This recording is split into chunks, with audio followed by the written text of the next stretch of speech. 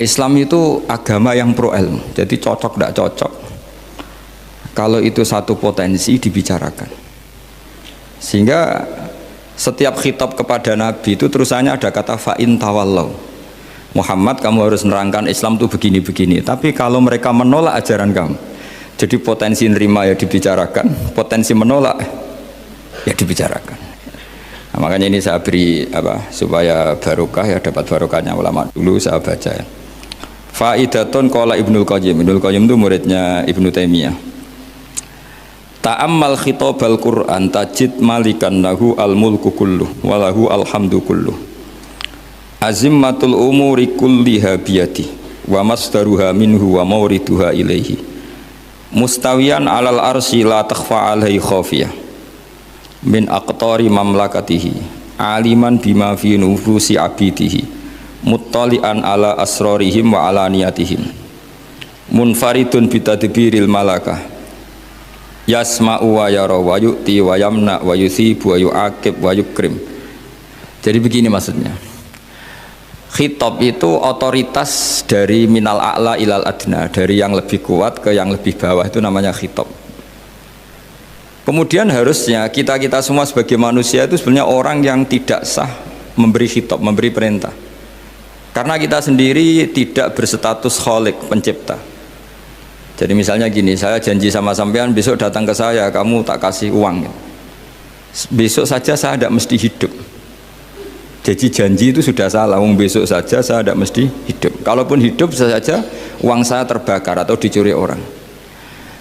Maka di sini dibutuhkan otoritasi khitab, harus diberikan zat yang punya otoritas penuh, yaitu zat yang nggak akan mati, yang nggak akan lumpuh, yang nggak akan mengalami satu gangguan sosial. Sebab itu dalam pandangan ulama tafsir itu punya akibat, saya ulang lagi, punya akibat bahwa hanya Allah yang berhak memberi khitab. Sehingga saking kerennya Allah itu bisa khitabun lil ma'dum. Ini di sini nanti ada contohnya. Sesuatu yang nggak ada kemudian Allah bilang kun menjadi ada. Sehingga Allah itu nggak bisa dibantah, nggak bisa ditentang, karena bisa apa saja. Karena asbabul qudrah adalah al-khalqu. Kalau dalam ilmu tafsir, kalau sampean dalam ilmu manusia kan gini, sebabnya melihat itu mata. Kalau dalam ilmu tafsir enggak, yang bisa menjadikan Anda melihat itu menciptakan. Saya ulang lagi ya, jadi kalau dalam ilmu tafsir, asbabur ru'yah itu al-khalqu, bukan al-basar. Kalau kamu melihat karena mata, berarti setelah jauh tidak bisa melihat, atau setelah tertutupi tidak bisa melihat. Tapi kalau kamu mengetahuinya karena menciptakan, maka kapan saja bisa melihat. Misalnya gini, saya punya emas 1 gram, kecil sekali 1 gram, saya tanam di dalam Monas, kedalamannya 1 meter. Mbok saya sudah di Jogja, saya tetap tahu bahwa di Monas kedalaman 1 meter ada emas 1 gram. Kenapa? Karena saya yang menciptakan, yang mengatur itu semua. Sehingga setelah saya di Jogja, setelah saya di mana-mana tahu bahwa di Monas itu ada emas 1 gram dalam kedalaman 1 meter. Sehingga Allah ketika mengatakan saya ini zat yang super tahu, itu kata Allah gimana? Ala ya'lamu man khalaqo. Ala ya'lamu ana ta ora ngerti sapa man wong zat khalaqa kang gawe sapa man. Masa orang yang menciptakan kemudian tidak tahu? Jadi awal tahu itu karena menciptakan. Tapi kita ini sudah lama jadi bodoh karena kita tahunya pakai mata. Sehingga kita mengatakan bagaimana orang buta bisa tahu, wong dia buta. Kalau dia yang menciptakan tetap tahu. Tadi misalnya orang buta di kamar mandinya masang paku atau masang apa, dia tahu kalau di kamar mandi saya ada paku. Kenapa kok tahu? Karena yang masang saya. Nah, ini penting saya utarakan supaya nanti itu gampang analisis ayat-ayat berikutnya. Otoritas itu, otoritas khitab itu harus diciptakan dulu. Nah, baru setelah punya otoritas, saya ulang lagi, baru punya hak khitab.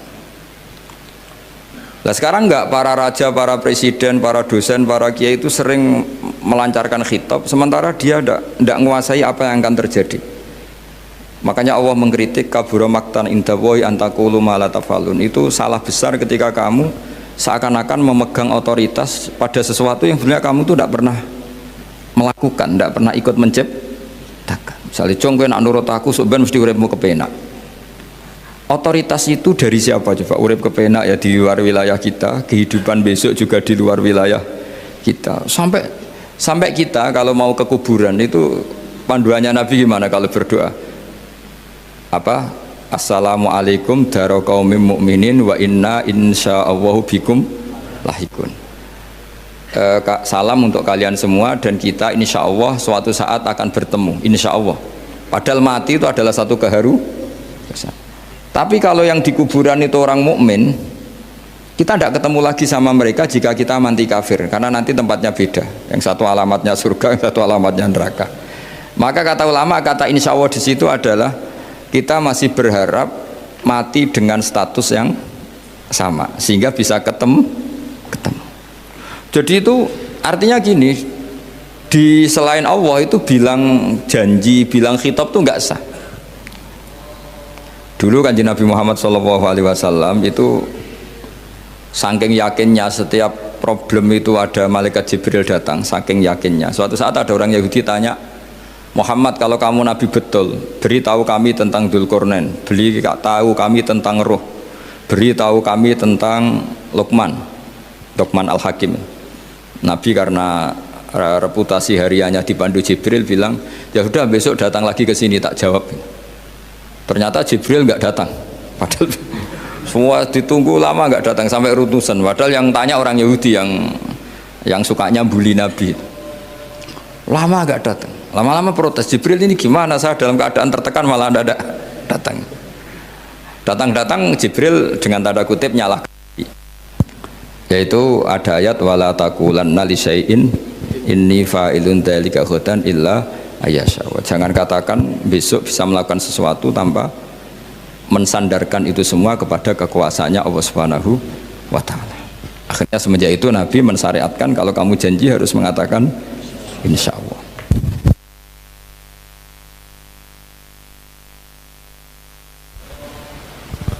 Ya, kenapa ini saya katakan penting? Karena nanti khitab di Quran itu supaya proporsional ya. Sekarang banyak orang memahami Quran tapi nggak mau mempelajari ilmunya apa? Quran. Termasuk ilmunya Quran tadi ya, ada 3 ingat ya. Khitabun lin nabi itu bisa saja khitabun li ummati. Yaitu dalam kasus-kasus yang Nabi tidak ngalami kasus itu tapi yang ngalami umatnya.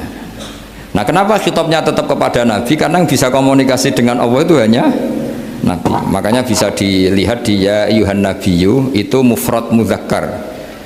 Nabi Muhammad itu satu orang yang berstatus lelaki. Kemudian idza talaqtum itu kalian semua. Harusnya kan kamu, karena dari satu orang ke satu orang. Tapi ini enggak. Wahai Nabi, jika kalian umatmu gitu. Jadi karena yang alami tolak itu umatnya. Terus kedua khitabun lin nabi, dan yang dimaksud itu memang Nabi, kayak sholat tahajud. Sholat tahajud itu sholat yang memang untuk Nabi. Karena tahajud yang menjadikan punya hak syafaat itu hanya Nabi. Sehingga ngendikane ulama, Nabi itu wajib tahajud, tapi kalau umatnya hanya sunat tahajud. Jadi Nabi itu termasuk ya kelebihannya sekaligus bebannya wajib apa? Tahajud. Tapi bagi umatnya sunat. Kenapa? Karena Nabi ingin sekali punya hak syafaat. Kemudian sama Allah diberi instruksi, diberi syarat wa minal laili fatahajjat bihi nafilatal lak asa ayyab'atsaka rabbuka maqama mahmuda. Muhammad, kalau malam kamu harus tahajud supaya kamu nanti diberi hak syafaat. Itu kalau umatnya tahajud nggak boleh sampai diteruskan ayat-ayat sa'ayat asuka, karena kamu tidak punya hak syafaat. Disyafaati saja tidak mesti. tapi Nabi harus tahajud supaya punya hak apa? Dan perlu dicatat syafaat itu hadisnya sahih semua, di Bukhari ada, di Muslim ada. Cuma orang berlebihan cara menolak syafaat atau mengimani syafaat. Ada yang berlebihan ngimani sampai tidak pernah ngamal baik, mentang-mentang nanti dapat syafaatnya Kanjeng Nabi. Ada yang nggak percaya syafaat. Itu ya kebablasan juga, padahal itu ada di hadis sahih semua cerita syafaat. Itu khitabun Nabi, dan yang dimaksud memang Nabi. Sehingga umatnya tidak wajib tahajud, tapi Nabi wajib tahajud. Terus ketiga, khitabun lin Nabi sekaligus khitabun li ummati. Itu yang dimaksud di hadis Arba'in Nawawiyah, wa inna wa ta'ala amaral mursalin bima amaral bil mu'minin, atau dibalik amaral mu'minin bima amaral bil mursalin, dibolak-balik sama. Yaitu para nabi ya dikhitabi memakan sesuatu yang thayyibat, para orang mukmin juga kena khitab memakan sesuatu yang apa? Thayyibat. Ini sama. Jadi ya ini ada tiga berarti ya, khitabun lin nabi, tapi yang dimaksud umatnya, khitabun lin nabi yang dimaksud adalah nabi saja. Terus ketiga, khitabun lin nabi yang dimaksud plus umatnya. Nah, kajian seperti ini penting. Karena kesalahan Khawarij itu satu kelompok ekstrim yang tidak mengikuti Sayyidina Ali, juga gak mengikuti Sayyidina Muawiyah, tidak mengikuti Ali, juga gak mengikuti Muawiyah, disebut Khawarij. Khawarij itu jamaknya Kharijah, dia keluar dari pikiran ala Sayyidina Ali, juga keluar pikiran dari Muawiyah. Di sini disebut dia khurut dari kata Khawarij, serba keluar, dia tidak mengikuti sana, tidak mengikuti sini, akhirnya disebut Khawarij. Nah, Khawarij itu orang yang berpikir sesuai kritik yang dilakukan Quran, tapi mereka lupa bahwa yang punya otoritas kritik itu Allah. Karena yang kalau boleh sama-sama terganggu, kerajaannya itu hanya Allah. Gini saya beri contoh ya, yang punya hak ketika sepeda motor saya kamu pakai, yang punya hak menentukan itu gasap apa pinjam itu saya apa orang lain? Saya. Ketika yang pakai gak pamit itu teman akrab saya atau anak saya atau orang yang saya ridhoi, itu namanya gasap apa pinjem gak pamit? Ya udah, ini harus jelas. Tadi pagi saya ngaji direktorat, saya bilang di fikih itu ada istilah ulima ridhohu, sesuatu tidak pamit formal tapi sudah diketahui ridhonya. Makanya di fikih ada bab namanya mu'atoh, tadi pagi saya terangkan ya. Di perdebatan fikih itu ada bab namanya apa? Mu'atoh. Mu'atoh dari kata ato yu'ati, mu'atotan, saling transaksi yang non verbal tapi maklum. Ya seperti kalau kamu marung itu contohnya, kalau kamu marung di kantin terus makan gedang goreng, itu nyuri apa beli? Coba jawab saja. Kalau dikatakan beli kamu belum bayar, kalau dikatakan nyuri terang-terangan. Coba kalau mbak-mbak milih mana, itu nyuri apa beli? Kalau beli belum bayar, kalau nyuri kok terang-terangan ya. Nggak nyuri apa beli?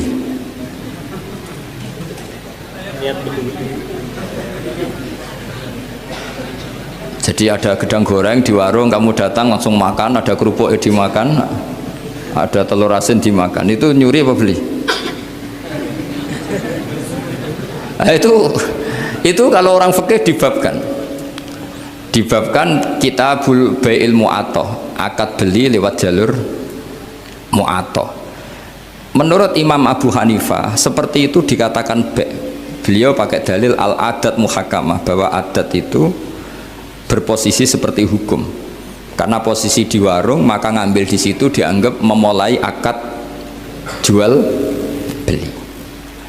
Tapi karena ini sesuatu yang potensi masalah, Imam Syafi'i mengatakan itu enggak baik, enggak sah. Karena nanti kalau asumsi kamu gedang goreng itu 1.000, ternyata diregani 5.000 kan mangkel. Nah itu resikonya di situ, ya kan?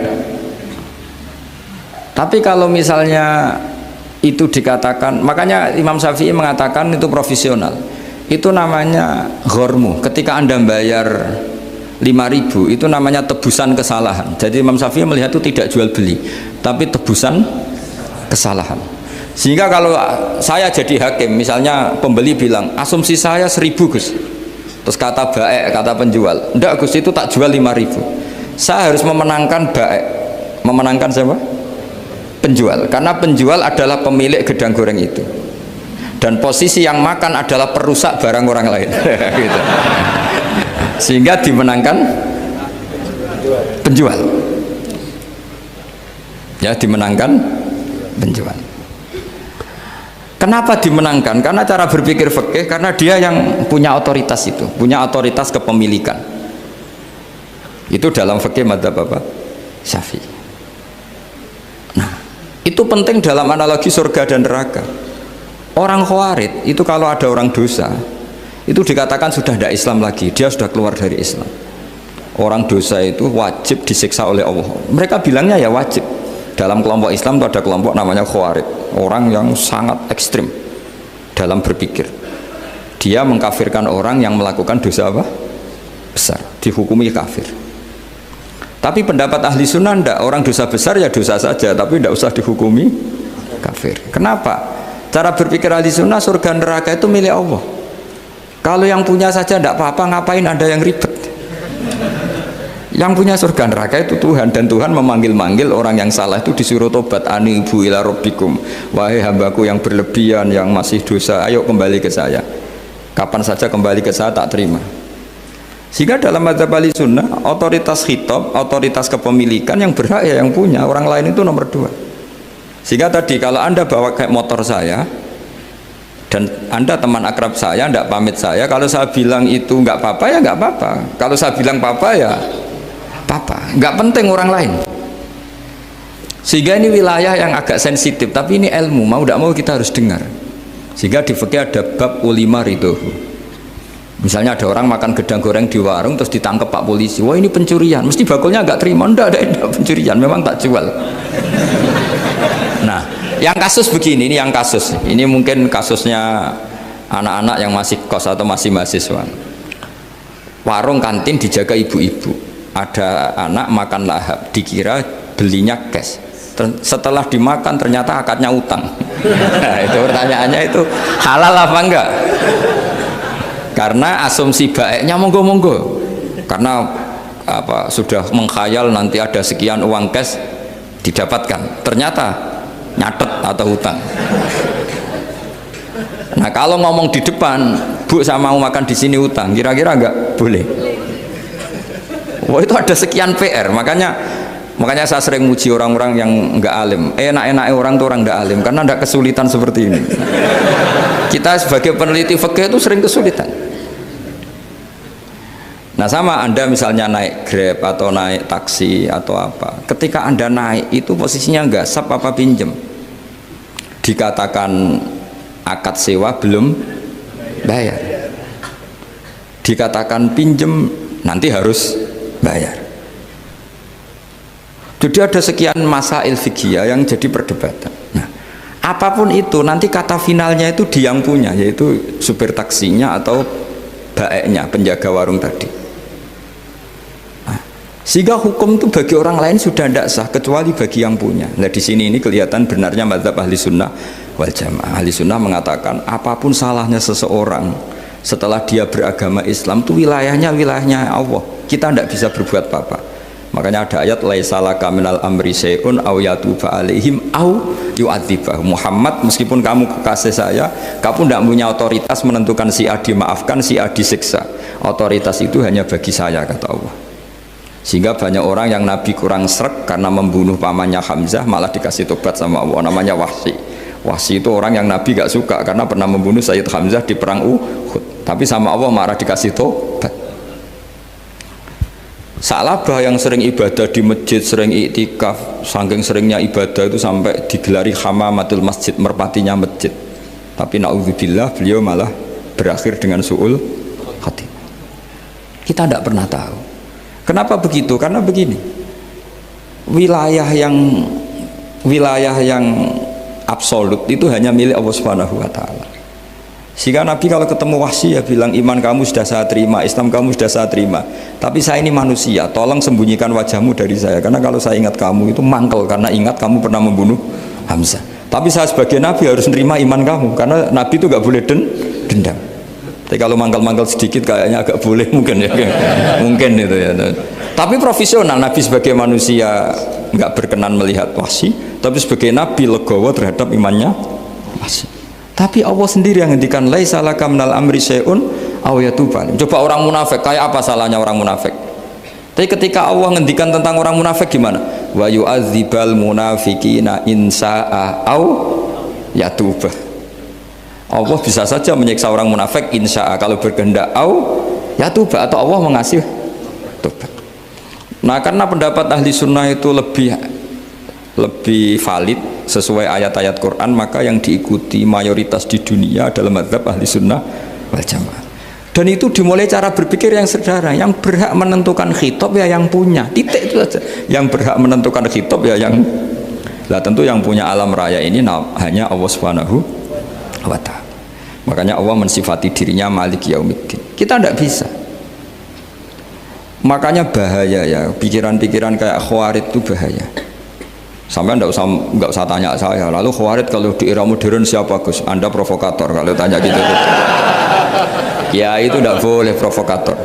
Pokoknya pikiran itu salah karena membatasi otoritas Allah Subhanahu wa ta'ala. Allah itu paling tersinggung kalau sifatnya dipakai, dicatut. Di Sahih Muslim itu ada riwayat, di hadis Muslim termasuk hadis Sahih itu Bukhari dan Muslim, itu ada seorang soleh sujud. Pas sujud dia diinjek orang preman, kira-kira seperti itu kalau sama diinjek. Terus si yang sujud tadi bilang gini, wawahi, ada kata wawahi, wawahi la yaghfiru wahu laka, demi Allah, Allah tidak akan maafkan kamu. Saat itu juga Allah ngasih wahyu kepada Nabi di zaman itu, bilang ke yang sujud, pahala sujud tak cabut, dia tidak punya pahala, dan yang menginjek dosanya tak ampuni. Terus Nabinya tanya, kenapa ya Allah? Saya tersinggung, kata Allah, hanya disetatuskan nggak bisa memaafkan. Padahal wa anal ghafir wa anal akhid bidzunub, saya adalah zat yang bisa maafkan, bisa nyiksa. Kenapa status saya tinggal satu? Allah kan bisa kan, walillahi mulkus samawati wal ardh yaghfiru liman yasha wa yu'adzibu man yasha. Tapi si yang sujud tadi menstatuskan Allah hanya satu, yaitu yu'adzib, menyik. Itu kata Allah, kok enak, saya ini Tuhan, bisa menyiksa, bisa mengampuni, kenapa status saya jadi satu? Kamu kan mesti gak terima. Status kamu dihilangkan satu, terima gak kamu? Gak terima. Sebagai suami kamu tetap punya dua status, bisa meneruskan nikah, bisa menceraikan. Coba status kamu tak ambil satu, gak boleh menceraikan. Istri kamu gendut, walek, cerewet. Wah, posengnya bukan main itu. Sama mbak-mbak juga sama. Sebagai istri harus nurut sama suami gini-gini, tapi juga punya hak rafa, hak mengajukan gugatan cerai jika suaminya tidak jelas. Mau nggak dicabut status hak rafa? Nggak mau. Kalau punya suami suwelek, jelek, senangnya goda perempuan lain, itu kan. Nah, Allah itu punya status bisa memaafkan, juga punya status bisa menyiksa. Terus orang-orang yang sok soleh dengan tanda kutip itu kadang-kadang inginnya Allah tuh nyiksa terus sama musuhnya. Kalau sama dia memaafkan terus corong Jawa kan, aku mbahmu tapi kan gitu kira-kira kok enak gitu. Nah, jadi ya sudah seperti itu. Lagi-lagi kata kuncinya apa? Beri otoritas itu hanya kepada Allah Subhanahu wa ta'ala, karena dia adalah pemilik otoritas sejati. Sehingga zaman Nabi siapa saja itu ya mungkin orang kayak apa dulu, Khalid bin Walid, perang Uhud kalah, itu panglimanya orang kafir zaman itu siapa? Khalid bin Walid. Dan dia melakukan pembunuhan masif zaman itu, tapi dia dikasih tobat, namanya Khalid bin Walid. Tapi Sa'labah yang tukang di masjid kadang berakhir seperti itu. Ya sudah, akhirnya kita mau tidak mau ya sudah introspeksi. Sampai sesoleh apapun kita selalu diajarkan doa, ya muqallibal qulub tsabbit qalbi ala dini. Karena kayak apa kalau hati kita dibolak-balik? Karena cara berpikir tentang Islam dan tentang ateis atau tentang kekafiran itu mirip satu visi. Makanya hati-hati mahasiswa, karena senangnya berpikir sendiri, kadang ngelantur kemana-mana. Saya beri contoh. Sampean kalau sekarang masih miskin, berbahagialah. Karena miskin itu mudah jadi orang dermawan. Kalau orang sudah kaya itu ribet. Coba misalnya sampean jadi santri saya, tak contohkan. Biasanya santri kalau sama kiainya kan loyal.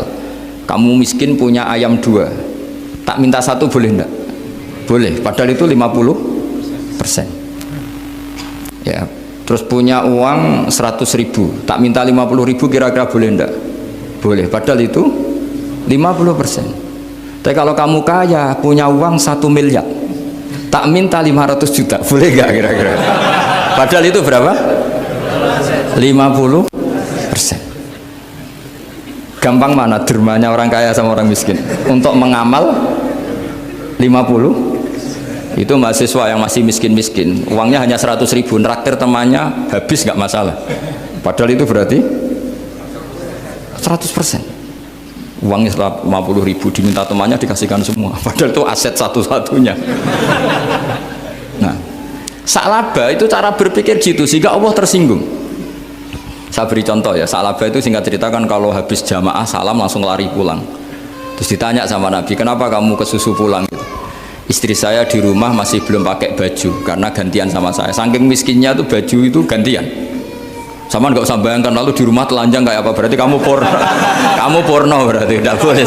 Pokoknya ceritanya seperti itu, tidak usah lari, gantian pakai itu. Singkat cerita, ya Rasulullah, bu saya ini didoakan kaya. Sampai 3 kali Nabi bilang bisa saja miskin itu lebih baik bagi kamu. Lama-lama sampai memaksa Nabi, akhirnya Nabi berdoa. Terus beliau kaya. Dan Sa'labah agak salah, dia nggak minta paket kaya barokah, tapi mintanya kaya saja, diturutin kaya.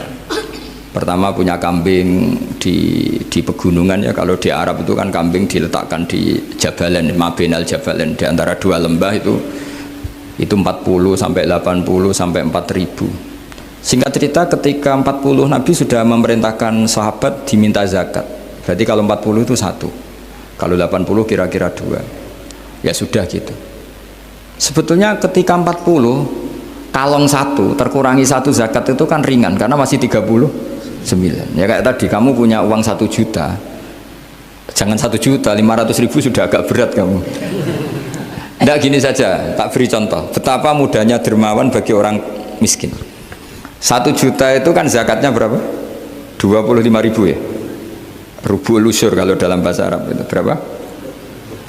Kalau bahasa kampus kan berapa? 2%, 2,5 ya, 2,5. Itu bahasa keliru sebetulnya. Sama ikut saya saja.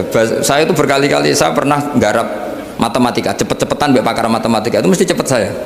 Karena saya ini agak bedui. Orang bedui itu cara berpikir itu lebih gampang. Jadi kalau orang Arab, tak ajarin matematika Arab ya, itu nggak ada porogapit. Jadi begini cara berpikir orang Arab itu berpikir bertahap. Ya kalau 2,5 itu kalau orang Arab bilang rubul usyur apa? Rubul usyur, 1/4 dari 1/10. Jadi kalau orang Arab berpikir bertahap. Jadi misalnya 1 juta, 1/10-nya berapa? 100.000. Terus 1/4-nya berapa? 25.000. Jadi disebut rubul usyur, 1/4 dari 1/10. Jadi 1 miliar, cari 1/10-nya dulu 100 juta. Terus 1/4-nya, sehingga nggak usah porogapit ruwet. Jadi orang Arab kalau bilang 1/10 sama 1/20 itu tidak bisa, karena nanti dadak porogapit. Orang Arab bilang al usyur atau nisful usyur. Misalnya zakatnya apa itu zuru, berarti 100, 1/10-nya berapa? 10. Terus orang Arab kalau misalnya pertanian kamu biayai zakatnya 1/20, orang Arab bilang bukan 1/20, nisful usyur.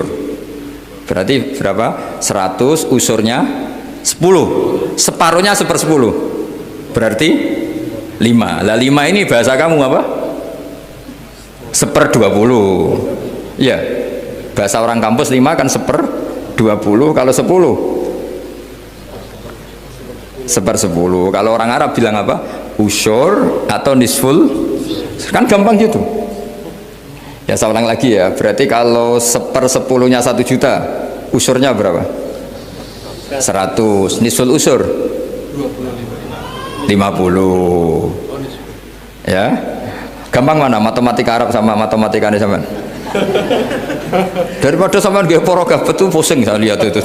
Ya sudah gitu aja, pokoknya diusurkan semua. Orang Arab kalau bilang tuh diusurkan semua, berarti 1 juta. Misalnya zakat mal kan 2,5, berarti 1 juta usur dulu, berarti 100.000. Lah zakatnya itu rubul usur, 1/4 dari 1/10. Ya di 1/10 dulu, berarti 100. Habis itu rubul usur, 1/4 dari 1/10, berarti ya, jadi gampang saja, 1 juta tulis saja langsung 100.000 usur, terus 1/4-nya 25. Gampang mana? gampang lagi pakai kalkulator gitu. Nah sekarang begini, kira-kira kalau kamu punya uang 1 juta diminta zakat 25.000 enteng nggak? Enteng. Biasa kan kita punya uang 1 juta naktir teman sampai habis 100.000 200 enteng. Tapi kalau sudah 10 juta 10 juta berarti rubul usurnya berapa? 250. Kalau 1 miliar 25 juta. Wah itu sudah pikiran kamu kan bikin toko baru, bikin konter baru. Nah kalau 100 miliar berapa? 200. Nah sak labah ini ketika dimintai zakat ketika 40 enggak, masih kambing 40 enggak mau, 80 enggak mau, sampai hampir 4.000. Kalau 4.000 misalnya digawe rata-rata 51 aja, digawe bulat ya. Berapa sebenarnya? Per 1.000 kan 20 ya kan? Per 1.000 kambing kalau dipakai 50 saja, per 1.000 kambing berapa? 20 kan?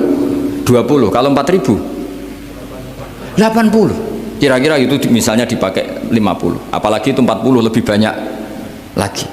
Akhirnya ngomentari sahabat yang disuruh Nabi ngambil zakat, wah ini tidak zakat, pemerasan, karena jumlahnya sudah signifikan. Maka kalau kamu ingin dermawan sekarang itu bisa dermawan 50%. Itu punya 2 ayam kurus lagi. Diminta masjid untuk syukuran, mas bawa aja. Punya kambing kurus 2, kata kamu hanya itu, ada panitia masjid minta sumbangan, kasih aja 1, sudah ngamal 50%. Tapi kalau punya sapi limusin 2 yang per 1 harganya 70 juta, kalau diminta 1 kan nilainya tetap 50%. Gampang mana orang miskin sama orang kaya ngamal? Orang miskin. Terus kedua hebatnya orang miskin itu kalau ngamal itu dramatis. Betul itu. Jadi makanya kenapa Nabi suka orang miskin. Loh, saya pernah ditanya, saya ini punya teman yang kaya raya, dia biasa ngamal 1 miliar 2 miliar. Dia nggak terima sama fatwa saya, Gus kenapa Anda masih muji orang miskin? Ngamalnya tuh banyak saya sekali ngamal bisa 1 miliar, setengah miliar. Tapi kata saya, ngamal kamu itu tidak dramatis, nggak seru kata saya. Terus dia tanya, kok bisa Gus? Dia orang kaya, paling ngamal 1 miliar untuk bangun masjid, 1 miliar, setengah miliar bangun pondok, setengah miliar. Tapi kalau orang miskin, misalnya tukang beca, orang miskin kan pasti kawannya orang miskin. Kan nggak mungkin orang miskin utang Abu Rizal Bakri, utang Yusuf Kala, kan nggak mungkin. Kenal saja ndak. Orang miskin kan utangnya sesama orang miskin. Itu pasti itu kan hukum sosial itu. Nah ternyata itu apa? Hari itu anaknya ndak makan, hari itu istrinya mau kelahiran. Utang sesama miskin, diutangi 50.000. Tapi uang ini dramatis. Kalau hari itu nggak makan mati. Artinya apa? Ada orang ngamal 1 miliar untuk bangunan, kadang aksesoris, yang satu ngutangi 50.000 tapi taruhannya nyawa. Nah sekarang menyelamatkan nyawa sama bangunan keren mana? Maka berbahagialah orang miskin, karena komunitas mereka ini utang piutang urusan apa? Nyawa. Jadi ini lebih dramatis ya, lebih dramatis, lebih keren. Loh, makanya utang piutang orang miskin itu paling diabadikan Quran karena lebih keren, lebih keren. Karena nyawa apa? Loh saya ini kan termasuk kecil sudah kiai agak keren, sudah kiai agak mapan. Itu kalau orang-orang kaya nawarin saya paling Gus nggak ganti mobil, nggak ganti aksesoris mobil itu nggak keren. Al-Nadikan tetap ngamal pun nggak keren. Tapi kalau orang miskin, saya sering kan dengar cerita mereka orang itu ngeri. Kayak cerita yang diabadikan Quran itu, wa yu'thiruna ala anfusihim walau kana bihim khassasah. Itu Nabi ngumumkan saya punya tamu tapi hari ini saya tidak bisa hormat tamu. Ada sahabat yang usul, saya ya Rasulullah, perlu dicatat dulu di Arab tuh nggak ada warung, nggak ada GoFood, nggak bisa kamu pesen online terus, wah nih nanti delivery gitu nggak bisa. Nah terus akhirnya datang ke rumahnya, datang istri saya ada makanan, ada hanya untuk jatahnya bayi. Terus ya sudah, bayinya kamu tidurkan supaya jatah itu dimakan tamunya Rasulullah. Tapi kan jatahnya orang satu, tamunya kan malu kalau nggak ada yang nemanin. Terus ya sudah, lampunya dimatiin, pura-pura kamu nemanin. Bos, yang satu ya ada piring sama sendok pura-pura nemanin, yang satu makan betul. Itu diabadikan Quran. Karena apa? Dramatis gitu. Sehingga pagi-pagi dia datang ke Nabi, kamu punya amal apa? Sehingga tadi malam ada ayat wa yu'thiruna ala anfusihim wa law kana bihim khasasa. Mereka mengalahkan kepentingan dirinya sendiri meskipun punya kepentingan sendiri demi tamu tadi. Terus cerita dia, kita tamu tadi malam ya Rasulullah, yang saya sanggup menghormat, sebenarnya saya tidak punya apa-apa, hanya jatah bayi. Itu aja dramatis, bayinya ditidurin dulu, tapi tidak disuntik ganja, tidak ditidurin. Ditidurin biasa nanti kan, ditidurin biasa. Terus suami saya pura-pura nemani, lampu dimatikan. Nah mungkin tamunya saking laparnya, gak penting mikir itu, yang penting makan aja. Jadi maka sebetulnya orang-orang miskin itu tidak usah hiru, wah itu orang kaya bisa ngamal masjid 1 miliar, 2 miliar. Tetap ngamalnya ini sesuatu yang tidak mendesak. Tapi sesama orang miskin, kalau temannya minta tolong itu mesti dramatis. Istri mau kelahiran, kematian, kelaparan. Pokoknya yang diselamatkan itu seru semua. Artinya gini ya, kalau miskin ya nikmati saja, itu ada peluang untuk menyalip pahalanya orang-orang. Tapi yang kaya ya tetap kaya. Kalau semuanya miskin, nanti yang miskin kerja di mana kalau semuanya miskin? Ya kembali ke tadi, ke ilmu khitab.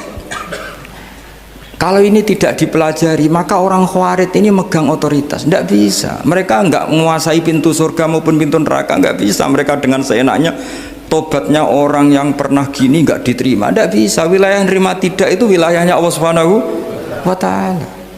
Sehingga kita tetap berpendapat sesuai eksplisit yang ada di Quran. Walillahi mulkus samawati wal ardi, apa? Yaghfiru liman yasha wa yu'adzibu man yasha. Sehingga nggak boleh kita pegang otoritas agama, nggak boleh. Kita hanya bisa menjelaskan. Kalau pegang nggak boleh. Misalnya saya dengan sampean surganya dulu mana? Bisa saja dulu jenengan. Kok bisa Gus? Iya kan? Mungkin wah keren ngaji tawaduk mau. Mungkin saya dari bab tawaduk keren sampean. Di bawah saya di atas, di bab tawaduk keren sampean. Sehingga kalau surga kok jalurnya tawaduk mesti dulu sampean, karena sampean di bawah saya di atas. Tapi saya nanti protes sama Allah. Protesnya gini, posisi saya diperintah ya Allah. Gayanya mereka duduk di bawah, tapi merintahkan saya supaya mau mengajar. Jadi nggak ada sopan-sopannya, karena mereka merintah ya. Ya, terutama di PPAI ya, Pak. Oh itu nggak sopan sekali kan merintah. Sehingga kalau yang dipandang, makanya masyhur itu kan, ada wali itu yang satu jadi wali karena sholat di shaf awal, keren kan, shaf awal fadilahnya utamanya kan luar biasa. Yang satu kalau sholat itu di belakang terus, tapi juga jadi wali. Yang depan agak protes, ya Allah kenapa ini jadi wali padahal sholatnya di belakang. Jawabannya lucu yang di belakang.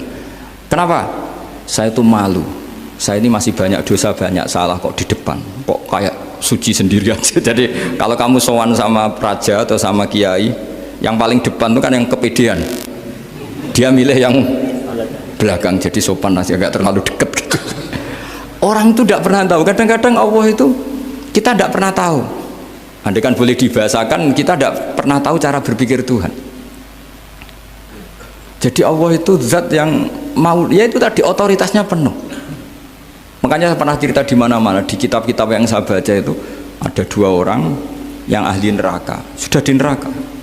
Ini sekaligus ijazah, saya ulang lagi sekaligus ijazah, bisa dipraktekkan nanti itu. Setelah itu 2 orang ini dipanggil ke surga sama Allah. Allah itu tanyanya ya aneh, enak di neraka? Ya udah enak di neraka. Ya gak enak di neraka, kok ditanya enak enggak, ya gak enak. Ya sudah, kembali lagi ke neraka, lari kencang-kencang, lari menuju neraka, lari sama Allah. Dipanggil lagi, loh kenapa kamu semangat? Ya Allah, saya ini kapok, saya ini trauma. Dulu ketika engkau perintah, saya ini lelet sekali, disuruh sholat lelet, disuruh zakat lelet. Maka ini jenengan perintah saya semangat supaya nggak ngulang kesalahan yang sama. Akhirnya sama dipanggil, ya sudah di surga aja, di surga. Karena semangat lari menuju neraka. Maka ini ijazah, nanti kalau di mahsyar ya, ya kamu dipanggil, ayo masuk neraka, harus apa? Semangat, semangat, harus semangat. Oke Gusti, semangat. Lah repotnya kalau nggak dipanggil lagi. Akhirnya barokahnya semangat itu dia di surga. Kita tidak pernah tahu cara berpikir Tuhan, nanti kan boleh dibahasakan seperti itu. Yang satu, ayo kembali lagi ke neraka. Tolah itu. Jalan noleh lagi. Sampai itu gak semangat noleh lagi. Terus ditanya sama, kenapa kamu tolah gitu? Saya tidak pernah ngira ya Allah ketika engkau panggil di surga, kemudian engkau kembalikan lagi ke neraka. Ya sudah kamu di surga saja. Barokahnya husnudzon.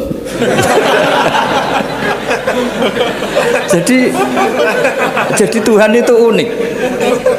Makanya dalam tradisi ulama itu ad-dinu ar-riwayah, agama itu riwayat. Sebagian diredaksikan inna hadzal ilma dinun fanzuru amman ta'khuduna dinakum. Agama ini, ilmu ini agama, maka lihat riwayatnya. Karena kita tidak pernah tahu cara berpikir Tuhan. Kita harus mengikuti riwayat yang diutarakan Rasulullah SAW. Karena kita tidak pernah tahu. Kayak tadi ada orang diinjek, kita mesti kan terprovokasi ingin bela yang sujud menyalahkan yang injek. Tapi ketika yang sujud mencatut nama Tuhan, Allah tidak akan memaafkan kamu. Itu Tuhan tersinggung karena sifatnya direduksi satu, diambil satu, disembunyikan satu. Loh, ada kan dia begini mungkin malah Allah maklumi. Saya tidak akan maafkan kamu. Enggak apa-apa Allah, kan saya kan tidak mencatut namanya Allah. Selama hidup saya tidak akan maafkan kamu. Allah nggak akan tersinggung karena dia sebagai manusia tentu punya dendam, punya rasa mangkel, punya emosi. Tapi kalau ketika bilang Allah tidak akan maafkan kamu, berarti dia mencatut statusnya Allah. Dan Allah disifatkan hanya satu dari sifatnya Allah, yaitu hanya sifat menyiksa. Padahal Allah punya sifat memaafkan. Ini hati-hati bagi orang-orang soleh, orang-orang yang terlalu berpikir keras dalam Islam, nggak boleh seperti itu. Masyhur itu kan, ada satu perkampungan yang sering secara masif terstruktural mau menghabisi Nabi, yaitu namanya kampung Usoyyah, Ro'lan sama Zakwan. 3 kampung ini sering koalisi mau menghabisi Nabi, sampai Nabi sering kunut nazilah, Allahumma an Ro'lan wa Zakwan wa Usoyyat asad Allah wa Rasulah. Sering dipasutkan gitu. Tapi Allah malah menurunkan wahyu, Muhammad, kamu tidak boleh intervensi saya seperti itu. Bisa saja mereka dapat hidayat. Semenjak itu Nabi meninggalkan kunut nazilah. Terus dan sebagian ulama mengatakan itu awal diturunkannya ayat laisalaka minal amri syai'un au yatuba alaihim au yu'adzibahum. Jadi ini sekali lagi-lagi ini bab khitab. Jadi ya seperti kita punya, makanya orang itu tetap donga ya muqallibal qulub tsabbit qalbi ala dini, karena otoritas itu bagi yang punya. Maka kata malik, kata pemilik itu kunci dalam ilmu tauhid atau ilmu tafsir atau ilmu apa saja. Misalnya gini, sampai saya punya rumah yang ruangan depan itu ruang tamu, tentu dapat perlakuan khusus, sering steril, sering bersih, bahkan dihias pakai bunga, pakai macam-macam. Ruangan tengah biasa, ruangan belakang buat buangan sampah, buat WC, buat macam-macam. Sah apa enggak? Sah. Kenapa? Karena saya pemiliknya. Apa? Karena saya. Tapi kira-kira yang sedang di ruang tamu, tanah yang sedang di ruang tamu yang dimanjakan juga nggak boleh kumo luhur. Bisa saja suatu saat saya rubah pikiran, rumah saya tak balik dari menghadap utara ke selatan, yang dulu WC jadi ruang tamu, yang ruang tamu jadi WC. Langsung perlakuannya rubah 180 apa derajat, 360 derajat. Nah itu yang di sini nih, kenapa orang soleh pun tetap takut sama Allah, karena Allah tuh yaf'alu ma yasha, bisa melakukan apa saja. Sehingga tradisinya ulama ketika zaman ini sudah rusak seperti ini, ulama-ulama tidak ada yang khawatir, karena Allah mensifati dirinya al-hadi sebagai zat penunjuk. Coba kita sudah tidak ditungguin nabi, nggak ditungguin wali, nggak ditungguin orang-orang soleh dulu, tapi agama itu ya jalan sampai sekarang. Ada orang ngaji, ada orang sholat, ada orang zakat. Andaikan agama itu diserahkan manusia, sudah kita tidak bisa mempertahankan agama ini di zaman seperti ini. Tapi karena Allah itu al-hadi, zat yang memberi petunjuk, dan sifat Allah Ta'ala pasti tata'atsaru bi khalqih, pasti ada akibatnya di makhluk. Seperti Allah mensifati dirinya ar-razzaq, yang memberi rizki. Buat zaman buyut-buyut perang dijajah Belanda ya tetap makan, ya tetap kawin. Kadang istrinya banyak padahal zaman jajan Belanda. Kita nggak dijajah aja susah. Dulu itu babah kamu istrinya 1 atau 2, buyut-buyut kamu banyak yang 2 padahal miskin. Karena Allah mensifati dirinya ar-razzaq. Mbok keadaan kayak apa orang tetap dapat rezeki. Begitu juga Allah mensifati dirinya Al-Hadi. Bahwa keadaan dunia rusak kayak apa tetap ada yang dapat hidayah.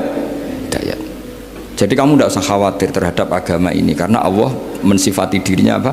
Al-Hadi, zat yang memberi kayak apa Amerika, kayak apa Korea. Saya itu pernah di Korea, katanya negara ateis. Di sana TKI yang nyari uang, ternyata di sana itu bikin masjid. Coba kalau Allah menghendaki, di Korea ada masjid. Karena bikin masjid nggak boleh, kalau nyewa boleh. Jadi Korea itu ada satu aturan kayak di Jepang, kayak di umumnya negara maju. Yang sudah fungsi sosial itu tetap sosial, nggak boleh menambah yang baru. Jadi kalau dari gereja dibeli masjid boleh, tapi kalau tanah lapang dipakai masjid nggak boleh karena ngurangi tanah. Tapi kalau dari gereja jadi masjid boleh, dari bar untuk masjid boleh, dari pantai asuhan jadi masjid boleh. Pokoknya yang fungsi sosial. Saya pernah ngaji di masjid itu bawahnya bar, atasnya gereja, atasnya lagi masjid. Kadang ya balik masjid dulu, bar, baru gereja. Karena memang yang sudah kawasan sosial ya kawasan publik ya untuk publik. Kita tidak pernah mengira kalau di sana ada tauhid. Tapi Allah itu Al-Hadi, apa? Allah itu Al-Hadi. Sehingga ya delala ada orang Indonesia kerja di sana, terus nuraninya tersiksa kalau tidak ada tempat sujud. Akhirnya mereka urunan bikin masjid. Itu banyak yang santri saya sering ngaji saya. Ya saya ulang lagi ya. Jadi cara mikir khitab sama Allah gitu dulu ya. Enggak boleh kamu berpikir khawarid yang membatasi kekuasaan atau hidayatnya Allah Subhanahu wa ta'ala. Karena kita tidak pernah tahu. Salaba ngomong gitu itu masalah besar. Karena mengatakan kekasihnya Allah itu pemungli. Karena tadi, wah ini tidak zakat lagi tapi apa? Pungli. Ini apa? Pemerasan. Karena tadi jumlahnya sudah sekitar 4.000, zakatnya kan banyak sekali. Makanya saya mohon, saya model di UI itu setuju kalau zakatnya dimulai dari kecil lebih ringan. Misalnya kita gaji 1 juta dipotong 25.000 kan ringan. Tapi kalau gaji kamu 1 miliar kan mendingan untuk bayar supir buat yang jaga gudang, kan mesti pikir aja sudah macam-macam daripada dipakai zakat. Ya, jadi diantara menganalisis Quran adalah apa? Dudukkan Allah sebagai malikul umur kulliha, yang menguasai semua urusan. Tapi kalau kita apapun hebatnya hanya sebagai ulama, hanya sebagai mufti, hanya sebagai kiai, itu tidak punya otoritas. Sehingga misalnya banyak kan, misalnya anak yang kita cintai, kita modali malah bangkrut, yang tidak kita modali malah kaya, karena urusan tidak di tangan kita tapi di tangan Allah Subhanahu wa ta'ala.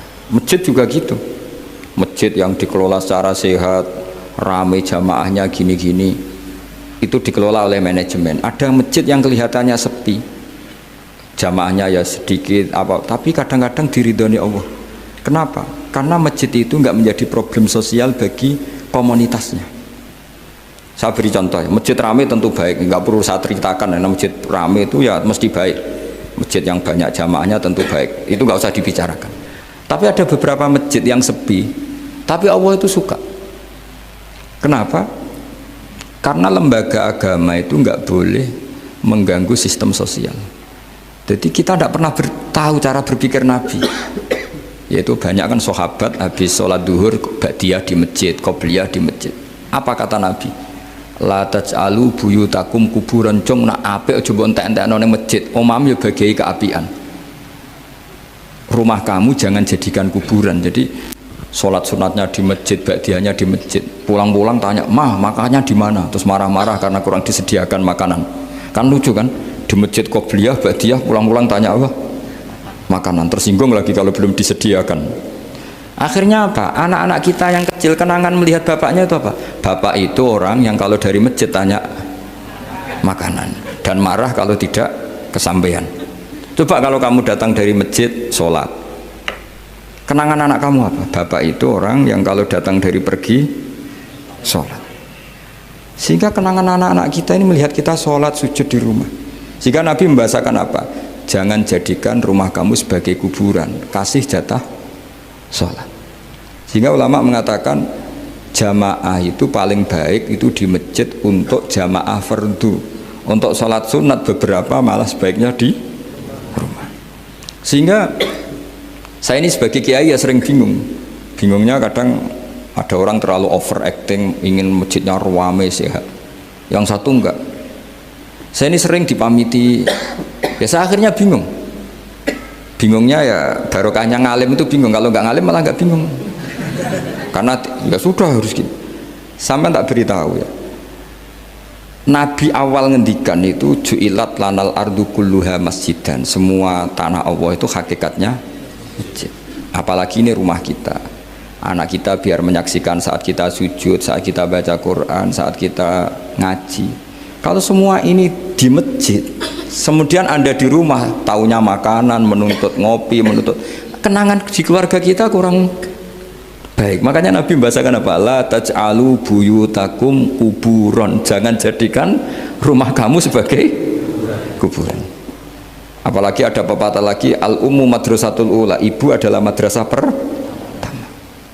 Coba kalau kita ngajarin Quran di rumah, ya tentu masjid ya tetap ada kegiatan, tapi jangan sampai mematikan rumah.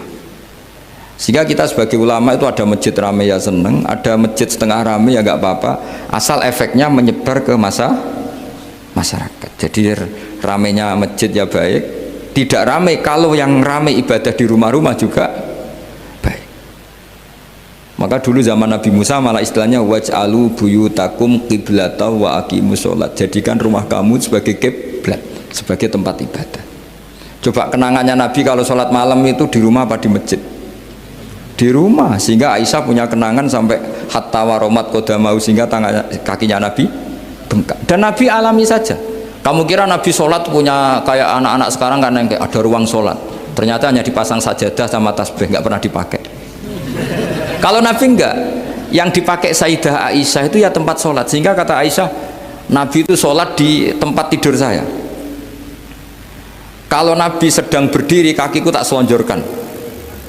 Kalau Nabi sujud, kakiku tak ingkretkan. Ya di tempat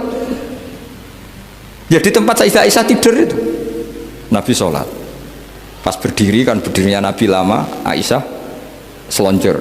Pas Nabi mau sujud, kakinya diingkretkan. Segampang itu Nabi. Akhirnya apa? Kenangannya Aisyah sebagai istri itu doa-doa tahajud, doa-doa. Coba kalau Nabi tahajudnya di masjid, Sayyidah Aisyah tidak punya kenangan doa-doa apa? Tahajud. Sehingga kita harus ngikuti ngaji. Kalau nuruti teori ya, sholat itu ibadah. Sebaiknya kalau ibadah ya di tempat ibadah. Tidak seperti itu cara pandang. Kata Nabi, semua buminya Allah adalah saksi kita ketika ketemu Allah. Semakin saksi itu banyak, maka semakin baik. Maka kalau sholat sunat, kesunatannya itu pindah-pindah tempat. Tapi ya jangan terlalu habis di sini terus pakai mobil ke sana gitu. Iya, kalau pas di perempatan ada orang cantik nggak jadi diterusin nanti. Tapi ini sama saya cerita ya, jadi di antara mengkaji Quran itu mengkaji cara Allah membuat khitab. Di Al-Quran ketika Allah memuji salah satu kekasihnya, salah satu nabinya itu karena apa? Wa ja'alani mubarakan ainama kuntu.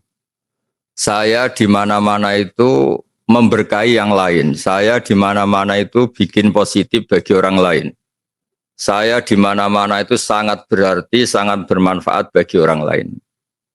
Sebab itu Nabi Isa dengan begitu senangnya, begitu syukurnya menghentikan wa ja'alani mubarakan ainama kuntu. Allah membuat saya di mana-mana itu berkah. Ini biasanya tak pakai dalil sama teman-teman yang mungkin ditakdir di Amerika, di Korea, di Taiwan, di beberapa belahan bumi, bahwa selain ada ayat ini itu ada hadis al-bilad biladullah wal ibad ibadullah. Fahaitsu ma asabta khairan fa'akim. Sebetulnya semua negara itu milik Allah, semua hamba-hambanya Allah. Maka di mana saja kamu menemukan kebaikan, maka enggak apa-apa di situ saja. Fa'akim, kamu boleh di situ saja. Tentu kalau Anda sudah nyaman di Amerika, tidak usah bilang Indonesia itu gelap. Ya di Amerika saja, tidak usah komentari Indonesia gelap. Kalau Anda di Mekah ya tidak usah bilang, wah Indonesia itu negara yang enggak suci, yang suci itu hanya Mekah. Ya tidak usah bilang gitu.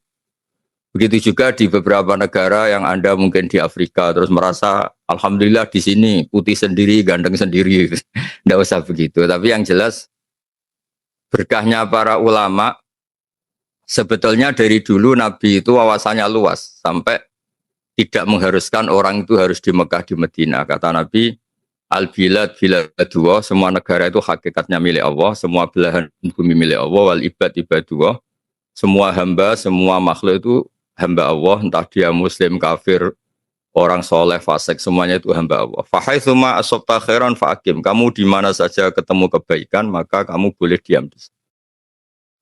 Tentu kebaikan itu macam-macam. Orang yang hidup di dunia global kayak Anda semua itu kebaikan adalah menunjukkan kalau Islam itu misalnya suka damai, suka toleran. Islam itu agama yang peduli.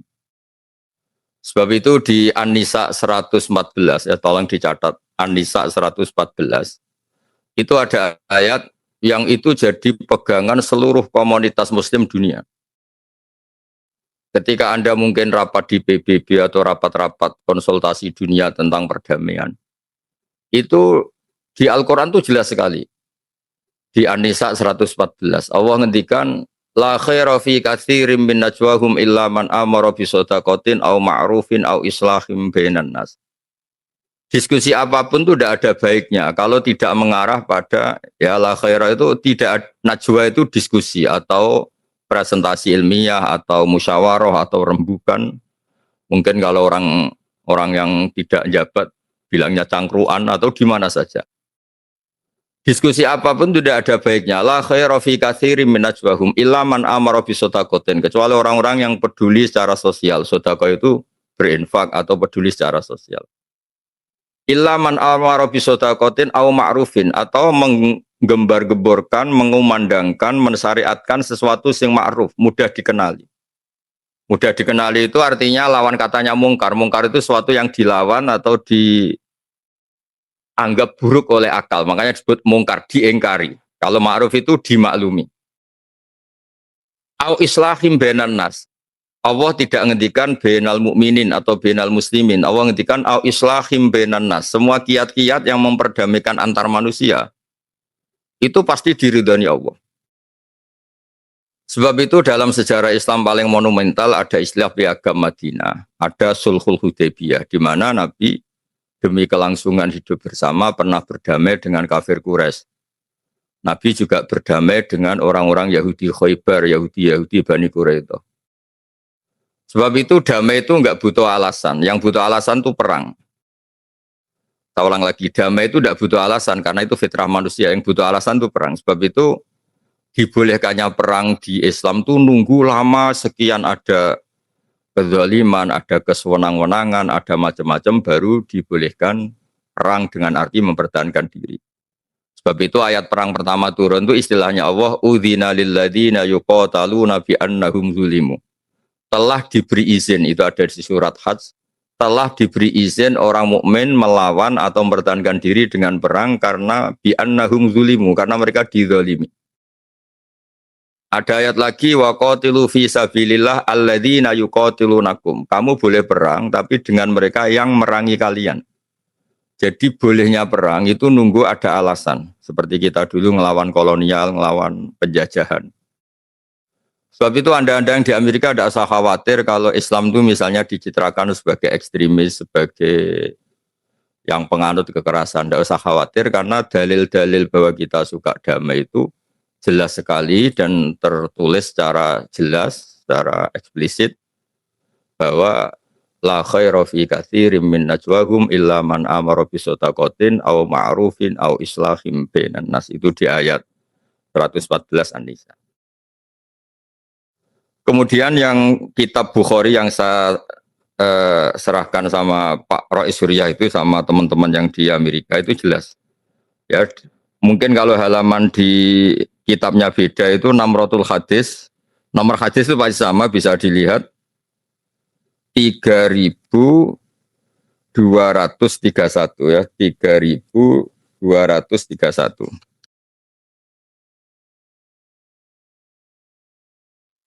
Itu di situ dijelaskan bahwa Nabi itu pernah begitu mengalami hal yang buruk, ya saya baca Arabnya biar dapat berkah dari hadis sahih. Kenapa saya pakai hadis-hadis sahih? Karena nyuwun sewu teman-teman NU ini orang-orang Suriah juga harus belajar lagi. Sering-sering memaksakan dalil-dalil yang enggak jelas, sehingga kalau ketemu alumni-alumni Ummul Qura atau Madinah itu memang kita jeblok. Karena gara-gara NU punya tradisi 7 hari ada hadisnya, nanti 40 hari ada hadisnya, 100 hari ada hadisnya, sehingga terus repot kayak Nabi itu NU gitu. Jadi itu memang masalah menurut saya itu. Jadi memang berat. Kadang-kadang saya yang menekuni ngaji terus sampai sekarang belajar saja sering nggak ngerti hadis yang ala NU itu. Memang ya memang masalah secara riwayat itu. Makanya kiai-kiai kita itu kalau ketemu kubu sebelah mesti digojlok itu hadis sahih apa enggak. Cuma selama ini alhamdulillah yang tanya ya enggak paham, yang ditanya ya enggak paham. Jadi akhirnya sama-sama diam. Dan beberapa tradisi NU di daerah-daerah yang kebetulan komunitasnya beda itu terus akhirnya dirubah. Kirim doa, doa bersama atau apalah yang karena tradisi kita itu dituduh mirip Buddha, mirip Hindu, macam-macam. Makanya menurut saya, wong hadis sahih itu luas, ya kita tidak perlu dalil-dalil yang aneh-aneh karena itu beberapa yang orang doktor hadis atau profesor hadis yang dari Ummul Qura atau dari Mekah itu, terus kita kelihatan ndak alim gitu, kita kelihatan ngawur gitu. Sebab itu bentuk penghormatan saya pada komunitas di Amerika Serikat, ini saya dalil itu 2 saja yang aman, 1 Quran, 2 hadis-hadis sahih. Meskipun nanti analisisnya kita ngikuti ulama. Analisis itu penting karena tekstualis itu tidak bisa. Tadi malam saya kebetulan ngisi di hallnya Mbah Sahal, dulu Rois Am NU. Itu saya cerita. Saya tuh sering ketemu orang yang mengumandangkan atau menggembar-gemborkan kembali ke Quran. Saya bilang itu tidak bisa kecuali dengan analisis ulama. Saya beri contoh. Di Quran itu hanya ada kata wadarul bai'a. Kalau ada Jumatan sudah mau mulai, tinggalkanlah jual beli. Nah kalau nuruti tekstualis, berarti orang main HP boleh, orang tidur boleh, orang cangkruk boleh, karena Allah hanya melarang tinggalkanlah jual beli wadarul bai'a. Tapi berkahnya analisis ulama itu disebut min itlaqil ba'di wa iradatil qul. Bai' adalah contoh dari sekian yang menghalangi orang ikut Jumatan. Sebab itu main HP ya nggak boleh, main apa saja yang bisa mengganggu Anda tidak bisa Jumatan. Begitu juga ada ayat wa antasma'u bainal ukhtain. Ya di akhir juz 4 itu kan ada khurimat alaikum ummahatukum. Kamu tidak boleh menikahi ibu-ibu kamu. Itu jelas. Ummun itu artinya ibu.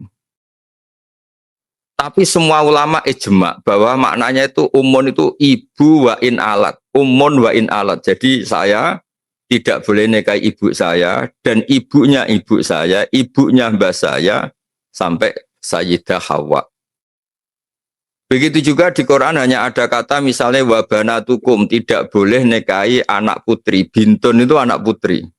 Tapi semua ulama sepakat dari kelompok manapun bahwa bintun itu maknanya wa insafulat, anak saya putri dan anaknya anak saya, anaknya anak saya. Yang terakhir jumlah yang diharamkan adalah wa antasma'u bainal ukhtain.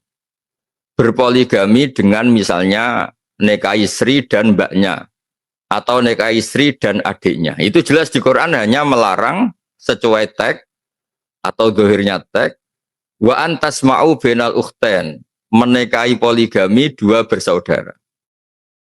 Zaman Rasulullah SAW sugeng, itu Nabi sudah menambahkan wala benal mar'ati wa kholatiha, wala benal mar'ati wa ammatiha. Juga tidak boleh nikahi istri plus nikahi buliknya atau nikahi budenya.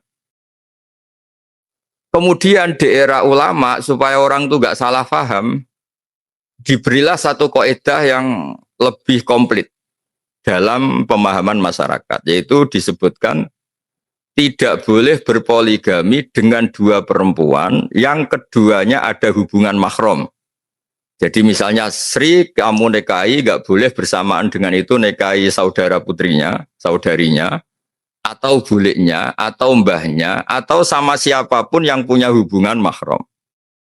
Sebab itu kata wa antasma'u bainal ukhtain, tidak boleh mengumpulkan 2 bersaudara dalam satu nikahan adalah ibaratun anil mar'ataini bainahuma mahramiyatun. Hubungan 2 perempuan yang ada mahram itu tidak boleh tahta rajulin wahid, punya suami 1 fi nikahin wahid, yaitu poligami.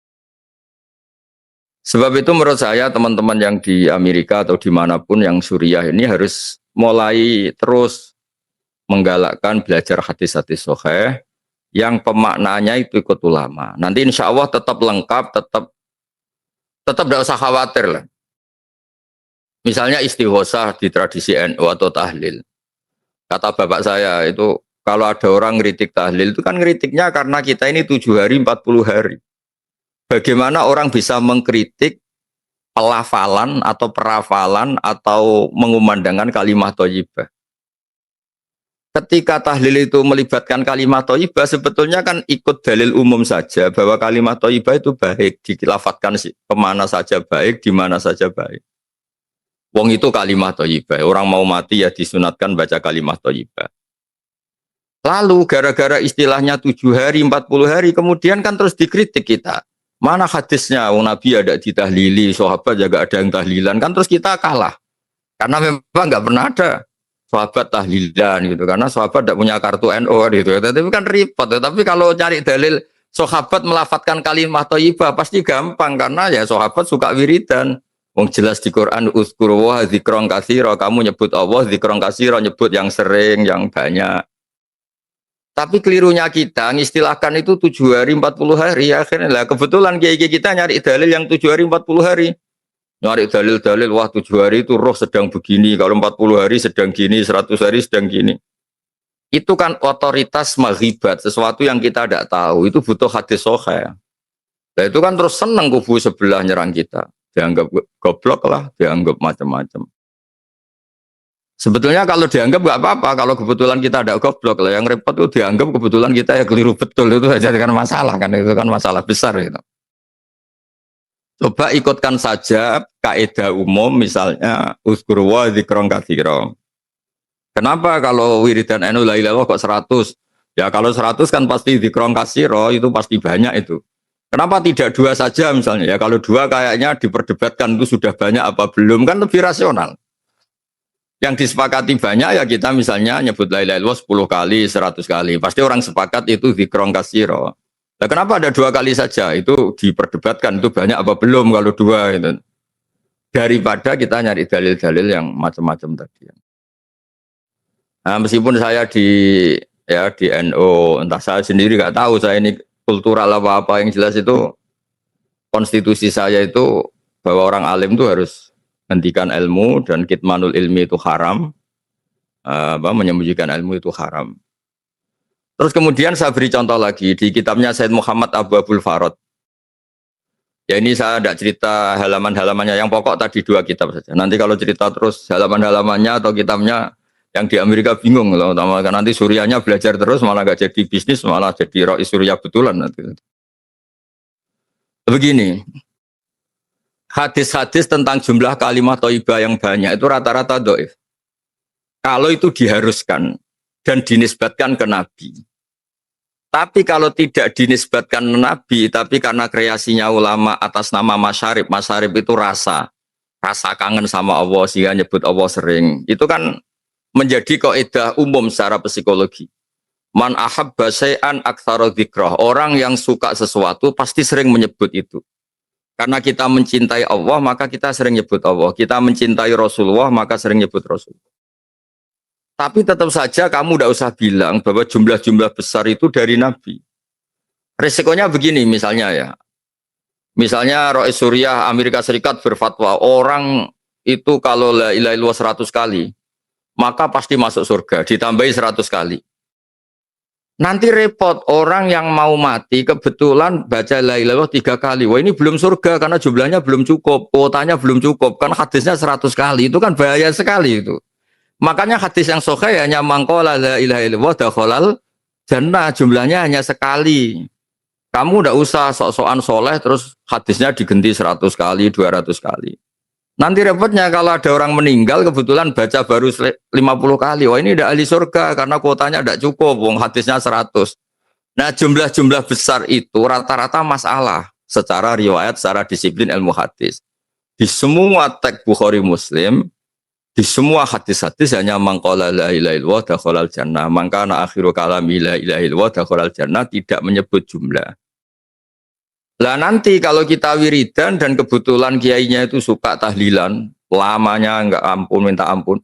Kalau di kampung-kampung kan biasa tahlil dining Mbah Abdullah atau tahlil dining Mbah Abdul Salam, terus orang anak-anak muda ngerti.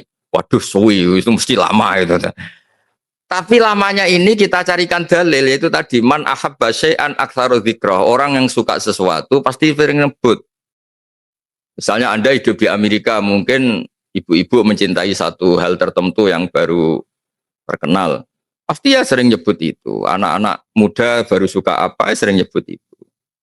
Misalnya dulu saya kan ngertinya ya anak muda-mudi. Sekarang orang bilang Gen Z, semuanya pasti pakai bahasa Gen Z. Nah karena kita mencintai Allah, man ahabba syai'an mesti aktsaru dzikrah. Orang yang suka sesuatu pasti sering nyebut. Dan kita alhamdulillah digelari Allah walladzina amanu asyaddu hubbalillah. Orang-orang iman itu adalah orang yang sangat mencintai Allah. Ya kemudian yang di Bukhari ini juga sekaligus kenangan saya. Ketika Nabi dapat perlakuan sangat buruk dari komunitas Abdi Yalil. Abdi Yalil itu sekarang ikut Taif. Taif itu sekitar 4 jam dari Mekah, yang di situ ada makamnya Abdullah bin Abbas yang dapat gelar Tarjumanil Quran itu. Itu diperlakukan buruk sekali, dilemparin batu, dihujat, macam-macam. Kemudian ketika Nabi ingin di Taif, dakwah di Taif, karena di Mekah ditolak, ternyata perlakuan orang Taif lebih buruk. Kemudian Nabi kembali lagi ke Mekah, padahal Nabi menghindari Mekah ke Taif itu untuk dakwah dan dengan harapan Taif lebih baik. Ternyata lebih buruk karena orang Taif itu dijelaskan di tarikh aghrau sufaha'ahum. Orang-orang yang bodoh-bodoh yang tidak punya etika, tidak punya peri kemanusiaan disuruh ngelempari Nabi, disuruh. Jadi kunane kuno mulai dulu itu kalau orang terpelajar itu relatif berkemanusiaan. Makanya orang-orang terpelajarnya nggak mau, mereka benci Muhammad tapi nggak mau ngelempari sendiri. Tapi mereka aghrau sufaha'ahum, memprovokasi orang-orang bodoh, orang-orang yang enggak terpelajar untuk melempari Nabi sampai Nabi berdarah-darah. Karena mereka sendiri sebagai orang terpelajar itu menghindari itu, menghindari berbuat anarkis itu. Akhirnya Nabi nganggep di Mekah itu lebih baik. Pulanglah Nabi ke Mekah lagi. Terus disambut oleh Malakul Jibal, ada malaikat gunung bilang, ya Rasulullah saya punya tugas dari Allah untuk ngasih engkau 2 pilihan. Apa engkau ingin orang-orang Mekah ini yang mendustakan kamu ditungkepi gunung, cara ditimpali gunung ini supaya mereka mati semua. Ya terus di situ ya ini saya baca supaya jadi kenangan, ya ada teks hadis sahih di situ. Sumaqala ya Muhammad faqala dzalika fi ma syi'ta. Tapi itu terserah kamu. In syi'ta an udbika alaihim al-akhsyabain. Kalau kamu ingin, mereka akan satu tumpas dengan 2 gunung besar ini. Faqala Nabiyyu sallallahu alaihi wasallam bal arju ayyukhrijawahu min aslabihim ma ya'budu wa wahda. La yusyriku bihi syai'an. Tapi saya berharap mereka masih kafir sekalipun, tapi saya berharap anak-anaknya nanti menjadi Islam. Makanya agama ini bagi limangka nayarjuwa wal yaumal akhir. Agama ini untuk selalu orang yang punya harapan. Dan itu terbukti Abu Jahal itu punya anak yang sangat alim, namanya Ikrimah bin Abi Jahal. Walid bin Mughirah itu musuh besarnya Nabi, tapi punya anak namanya Khalid bin Walid, menjadi panglima besar Islam. Abu Lahab punya putri namanya Darrah, itu termasuk tokoh penting dalam Islam. Jadi agama ini agama harapan, limangka nayarjuwaha, bagi orang yang selalu berharap. Saya yang nekuni dunia kiai sering ada wali santri itu nangis. Tak tanya kenapa engkau nangis. Katanya Gus, pas acara khataman Quran, saya ini baca Quran nggak bisa, tapi anak saya bisa hafal Quran. Di Indonesia itu banyak orang awam yang baca Arab saja tidak bisa, tapi anaknya bisa ngaji kitab. Artinya apa? Jangan karena orang tuanya bodoh terus kita berhenti berharap. Bisa saja anaknya bodoh, nanti cucunya bodoh, cucunya. Pokoknya kita tidak boleh berhenti berharap. Kita tahu kan di Indonesia itu Islam masuk itu ada tanggalnya, ada tahunnya. Misalnya tahun paling lama di Indonesia itu katanya dimulai Yusuf Baros, karena itu katanya muridnya Sidina Ali. Itu tahun terlama penanggalan Indonesia. Setelah itu Aceh. Di Jawa yang terkenal ya dimulai dari mbahnya Wali Songo. Karena Wali Songo itu kita tahu ketuanya Sunan Ampel, punya abah namanya Ibrahim Asmorokondi, terus punya abah namanya Mbah Jumadil Kubro. Jadi kalau orang-orang Jawa, Islam itu kelihatan di Jawa itu ya dimulai dari mbahnya Sunan Ampel, itu Mbah Jumadil Kubro yang secara terkenal makamnya katanya di Mojokerto. Saya bahasakan yang secara terkenal karena di Indonesia itu baru ramai kuburan-kuburan banyak itu, sehingga setiap titik itu biasanya ada kuburan tokoh-tokoh terkenal sehingga terus banyak perdebatan. Tapi apapun itu disepakati kalau memang Wali Songo itu sudah top kosalisa, sudah generasi ketiga, karena yang pertama itu Mbah Jumadil Kubro, terus putranya Mbah Ibrahim Asmorokondi, kemudian Mbah Sunan Ampel Raden Rahmat. Ternyata era kita, era kemarin, era kemarinnya kemarin, kita tahu Mbah Hasyim Asy'ari itu pendiri NU Hadratus Syekh. Itu punya kiai asmane Syekh Mahfud At-Turmusi. Itu di Mekah saja dikatakan alim. Beliau ngajar di Masjid Haram dan ahli fatwa. Begitu juga ada orang Minangkabau namanya Syekh Muhammad Khotib Al-Minangkabau. Itu di Mekah itu alim sampai jadi khotib terbaik. Jadi cerita yang terkenal ini, apalagi di Amerika harusnya saingannya lebih ringan itu karena saingan ngajinya di sana itu enggak berat-berat. Ini di Mekah. Syekh Khotib itu asmane itu Muhammad. Dia diambil menantu oleh orang Arab alim, terus dibully sama orang-orang Arab. Kalau bahasa sekarang dibully. Kamu ngambil menantu orang Jawa. Orang Jawa itu dulu dibully di Jawal Bakor. Sampai ada kata-kata Al Jawa tak kulul khaya. Orang Jawa itu sukanya makan ular. Karena ada orang Arab melihat di Jawa banyak kiai-kiai makan belut itu. Karena bentuknya kayak ular, terus katanya orang Jawa itu makan ular. Karena sebetulnya makan belut yang mirip ular gitu. Terus kata mertuanya ini, mantu saya itu orang alim, gua Arabion katanya. Dia itu orang Arab. Terus kata orang-orang yang bully, fakih fayakunu Arabian. Bagaimana dia orang Arab, padahal dia dari Jawa. Dulu kalau bahasa Arab kuno itu bilang seluruh Indonesia itu Jawa, bukan Sumatera, bukan Kalimantan, semuanya disebut Jawa. Baru era modern saja karena orang Banten tuh komplain Syekh Nawawi Al-Jawi, terus orang-orang Banten karena terus ditambahi Al-Bantani gitu. Sebenarnya dulu enggak, dulu semuanya Al-Jawi ini. Katanya mantu saya itu Arabiun. Terus fakih fayakun Arabian padahal dia orang Jawa. Gimana dia orang Arab padahal dia orang Jawa? Kata mertuanya, Al-Arabiyu mayyatakallamu bil Arabiyah alal fusha. Orang Arab betul itu yang bisa ngomong Arab secara fusha dengan bahasa kasta tertinggi yaitu fusha.